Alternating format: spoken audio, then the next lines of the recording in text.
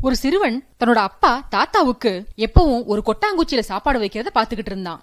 அப்பா கிட்ட போன அந்த சிறுவன், அப்பா நாம எல்லாம் சுகமா பெட்ரூம்ல பஞ்சு மைத்தையில படுத்துக்கிட்டு இருக்கோம், ஆனா தாத்தா நடப்பாதையில படுத்துட்டு இருக்காரு, சாதாரண கொட்டாங்குச்சியில தான் அவர் சாப்பிடுறாரு, இந்த வீடே உங்களுக்கு அவர் தானே வாங்கி கொடுத்தாரு, அப்புறம் அவர் இங்க படுத்திருக்காரு கொட்டாங்குச்சியில சாப்பிடுறாரு அப்படின்னு கேட்டான். உடனே அதுக்கு அப்பா, தாத்தாவுக்கு வயசாயிடுச்சுப்பா, அவர் மேலே எல்லாம் நாத்தம் அடிக்குது, அவர் தட்ட கழுவுறதுக்கும் அருவருப்பா இருக்கு, அதனாலதான் அவர் நடப்பாதையில படுக்க வச்சுட்டு கொட்டாங்குச்சியில சாப்பாடு கொடுக்குறோம் அப்படின்னு சொன்னாரு. தாத்தா சாப்பிடுற வரைக்கும் பொறுமையா இருந்த சிறுவன் அவர் சாப்பிட்டு எரிஞ்ச கொட்டாங்குச்சி எடுத்துட்டு வந்து பத்திரப்படுத்தினான். இதை பார்த்த அப்பா, சீச்சி இதே எதுக்கு தொடுற, கீழே போடு அப்படின்னு சொன்னாரு.